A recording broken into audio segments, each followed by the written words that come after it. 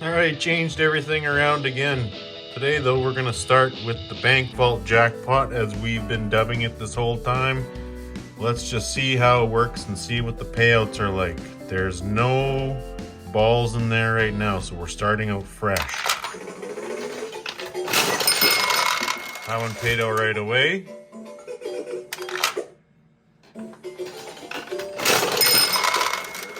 That one paid out right away too, as you see.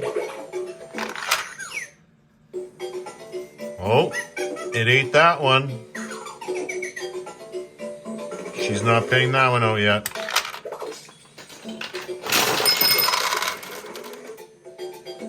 That paid out one.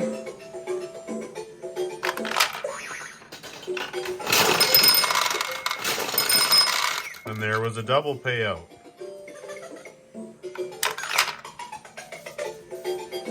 It ate that one. Single payout.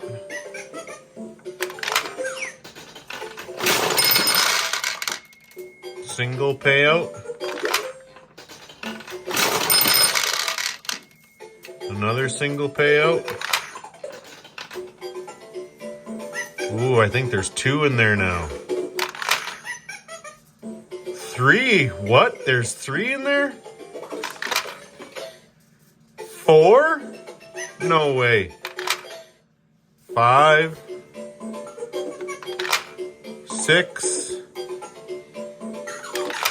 7,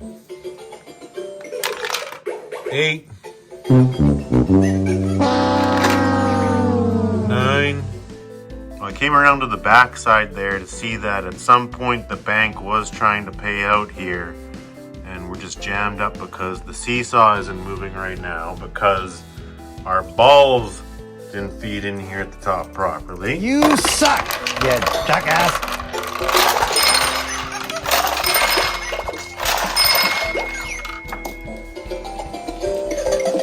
So paid out 3 of them there. Let's see what happens with this ball jam. And this is the jam, as you can see, that also can stop the balls from coming from the other direction. And right back on the front, let's see what happens with that current ball jam we just left off with now. Oh, it took one more.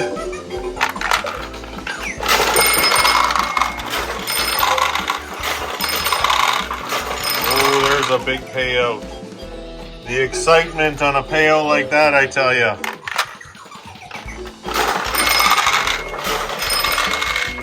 Another double. Yeah, I didn't want to have to put anything in here or modify that area at all aside from the light that's in there. But I had to hide a micro switch in there to make the bank vault, jackpot, audio, and any counting capabilities happen. So it's in there. I didn't have to tamper with the Japanese logo at all. There's just a screw on the left there that you can't see. And then to try to hide that, look at this. It actually looks quite cool too when it's lit up the way it is. Hide that micro switch quite nicely. Parts arrived. Got some micro switches in here, so just fine tuning some springs and back to work we are. So I got this piece pulled back out again. I can show you a little bit better what was done here on the bank vault jackpot. And all I did was added that angled bumper piece there that just better directs the ball. And we filled in the gap on this side and on this side. So when I measured it all out, I knew that the trajectory was off. It had to be fixed. So we filled in this side, added the angled bumper so that the ball would just very rarely get jammed. And then we fine-tuned it so that it worked as the bank vault the way that we wanted it to. So it was pretty much, we discovered the idea by accident. And it is, in fact, not even a mechanical feature. It's just that one in 3, the ball will get stuck and it won't feed out right now. So it'll hold that ball, and then the most it's ever held it since we fixed it was 2 balls. I've never seen 3 balls in there. Usually that third ball will kick all 3 of them out at the same time, and it's very exciting. So yeah, there's nothing electronic or mechanical about that feature on this pachinko. We discovered it by accident. It was a ball jam that we just fine-tuned to make the ball jam at random, but still do it in a controlled manner. And right here, I'm cutting out part of that plastic so that I can fit in a micro switch there. So this is what's going to give us everything that comes off of the ball going through that. Just lining it up. I fine-tuned that spring, so it's very low resistance, but it should still be okay because the ball comes down that thing at a pretty high velocity, or as high a velocity as the ball travels in this pachinko board aside from launch. So I got the El Cheapo Amazon micro switches here, knowing that they were probably gonna require a little more pressure than the application that I need them for. So I need to modify the spring tension on these micro switches so that they will do what I want them to. Now, first of all, most switches come with at least more than one position where you can put the arm, but if you're going to get micro switches that need adjustment on the spring, you first need to make sure that you get micro switches that will open up. So these ones here do open up, but they're not the best plastic they use to manufacture them. So what you need to do is you need to carefully come onto this side of the micro switch, and on that little tiny rivet there, make sure it's this side and not this side. You want to lay this side down, find something small that the rivet head will fit through the center of, and then we need to tap that thing out with a punch and hammer here. So I lined it up and I gave it a nice little tap and got the rivet to pop out this far, and then we're going to pry it out the rest of the way. Gently pried this one open. It didn't take much at all. You want to try be careful though not to damage any of the parts, any of the plastic especially, because I ended up damaging the plastic, the casing on the first time when I did it, and I was just being a little bit sloppy. So just do it carefully and it should all work out. Again, it's not made of the best plastic. You almost want to just rub a bunch of ATF or motor oil all over this stuff, but whatever. We're doing the spring. So there's 2 positions here, 1 and 2. So when you put the arm here into the position that gives you more lever, that's step 1 if you're trying to do what I'm trying to do. The second step is on the inside of here, there's a spring right here, and it's not a coiled spring. This is just a tensioned copper spring, it looks. And all we're gonna do is push it inwards or pull it outwards to adjust the tension, to adjust the resistance of the switch. Simple as that. Alright, so this micro switch spring has been modified here so that it's just holding on enough, but it's essentially a hair trigger now. This thing is very, very sensitive. So sensitive, in fact, that now you have to set which direction it goes depending on where it hangs. And this is what you call a hair trigger.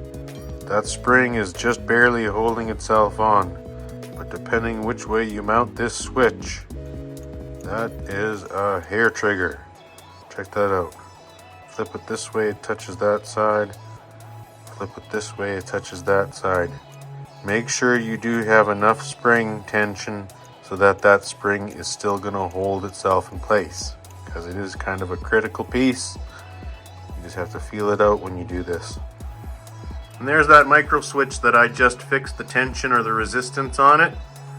We tweaked that spring and now it's a very, very, very low resistance micro switch. And let's test it out. Oh yeah.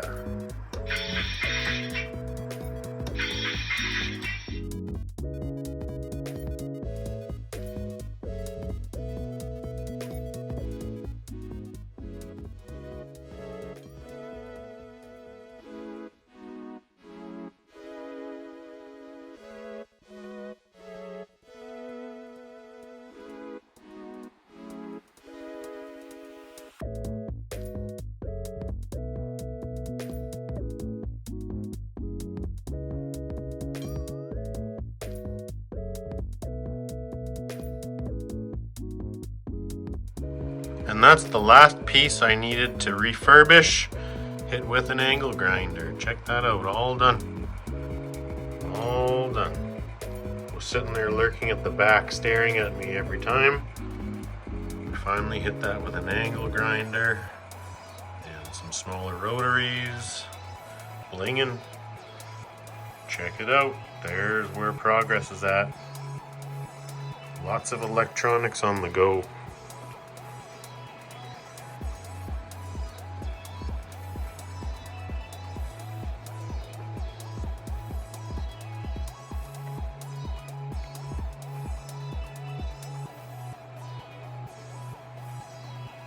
Lot of sensors and switches.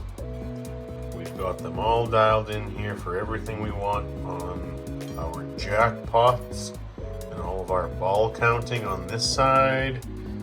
Everything here. Ended up getting one in here as well. Where is it?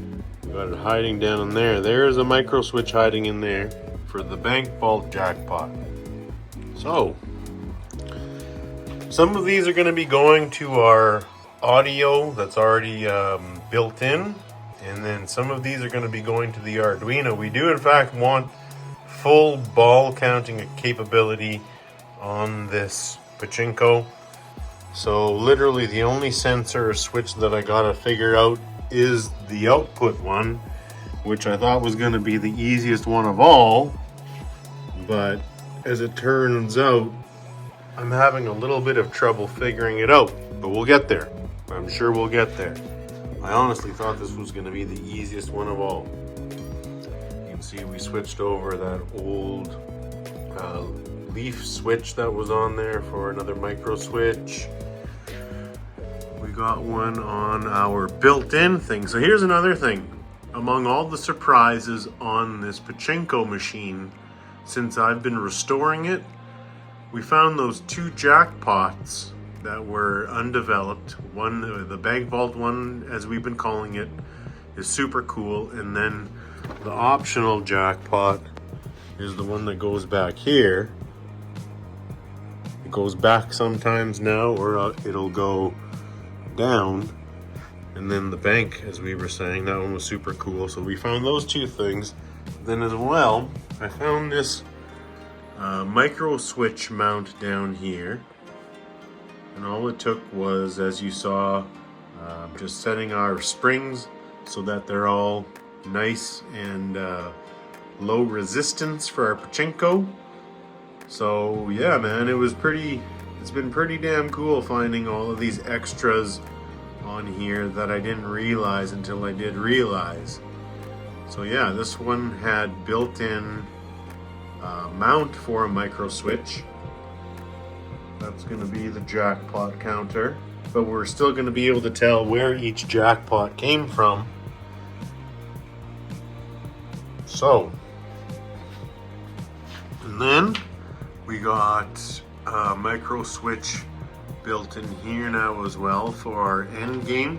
When you push this lever, you won, literally. You win. That's the you win right there on our pachinko machine. You win right there. That's how you do it. That looks a whole lot better back there now that it's been refurbished. Angle grinder and whatnot and what have you. I even hit the staples here, the staples from the pins on the front side. Got all the screws now. So this machine literally has been grinded down anywhere that should be grind down, with the exception of in here.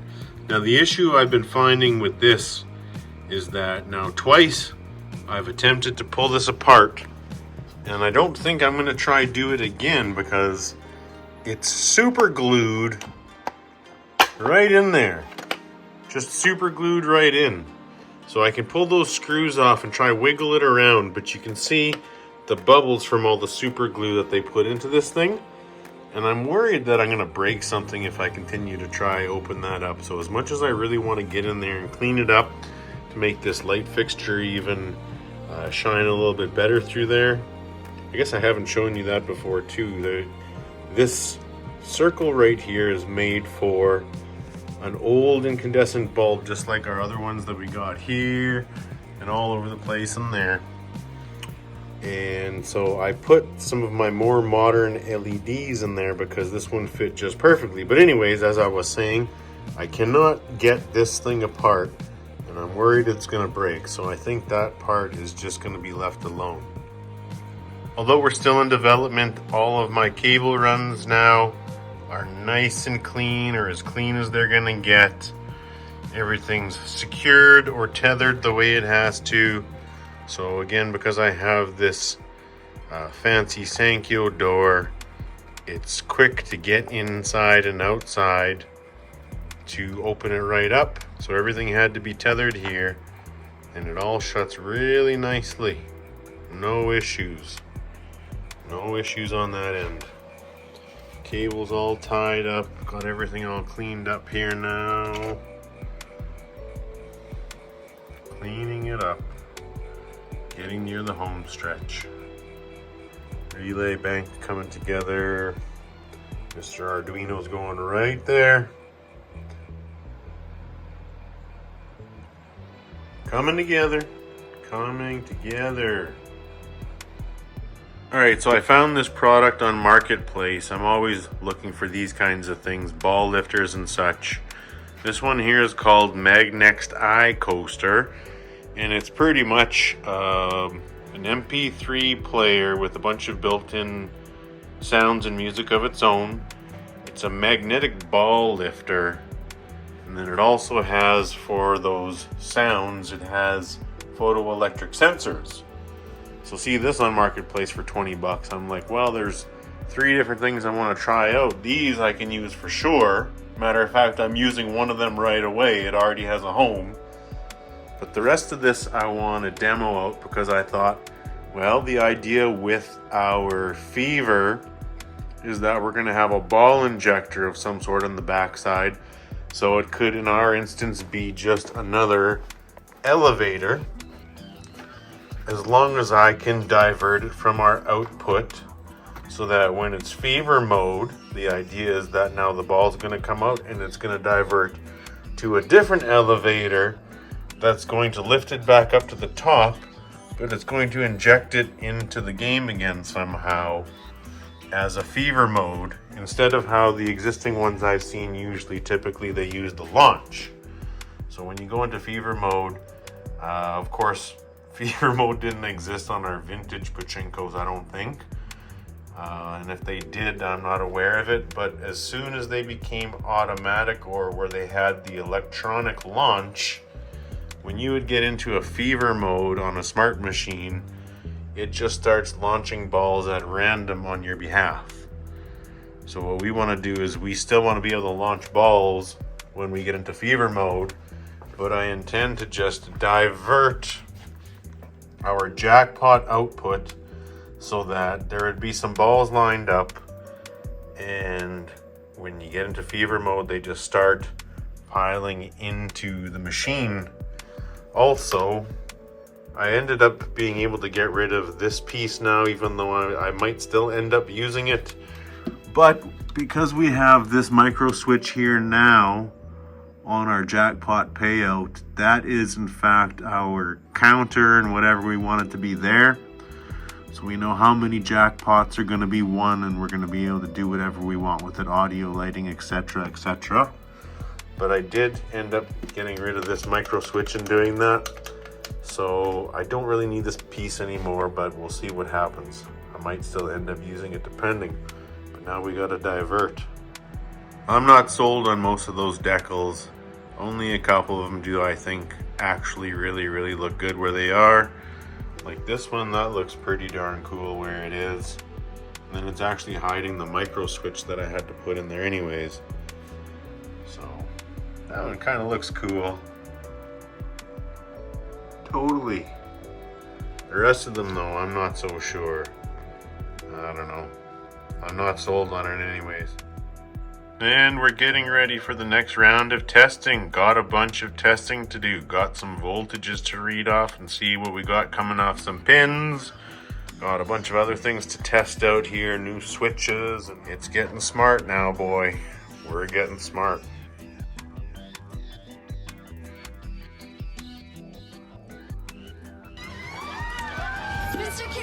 Can we have your autograph? All right.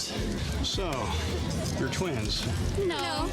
We're triplets. Triplets? Fever.